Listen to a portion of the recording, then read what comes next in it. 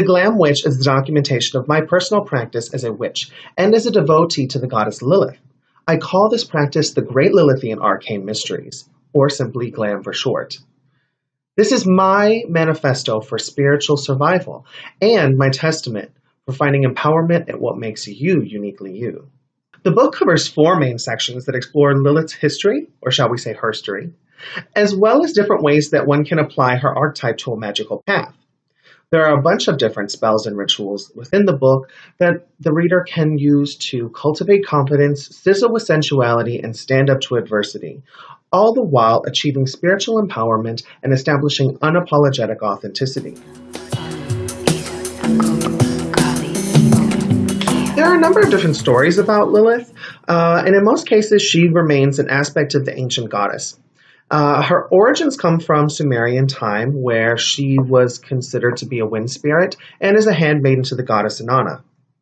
However, it wasn't until much later, when the Hebrews adopted her as Adam's first wife, that we started to kind of see additional mythologies being built up about Lilith.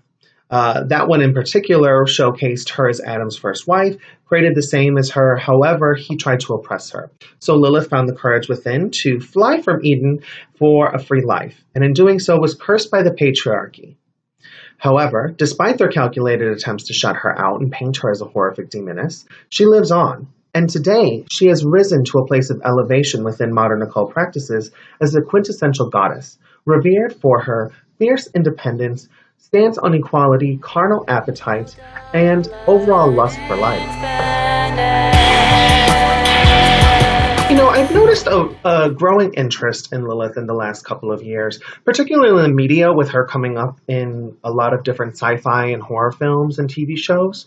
Not only that, but if we look at Lilith from her stance on equality, a lot of times people focus on it just from the feminist angle, but I see it really being so much more grander than that. And if we look at the world right now and the state that we're in with the amount of racism, homophobia, sexism, and not even to mention our environmental crisis, we're in desperate need of her right now. In these troubled times, Lilith is needed more than ever to help us elevate to new heights. And so it's because of this that I really wanted to take some time to shine some light on how I work with Lilith and how to work with her and work with her energies and her archetype to focus on equality and bringing empowerment back to you.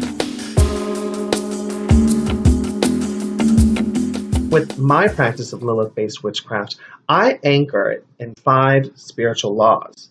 The first one is to see it by trusting your gut and paying attention to the world around you and the signs that you see. 2, I have to own it. And that is really embracing all aspects of yourself, including the dark side. Then 3, we have flaunt it, which is all about living life out loud and really creating a lot of allure and fascination through our persona in this life. And then 4, we come to indulge in it.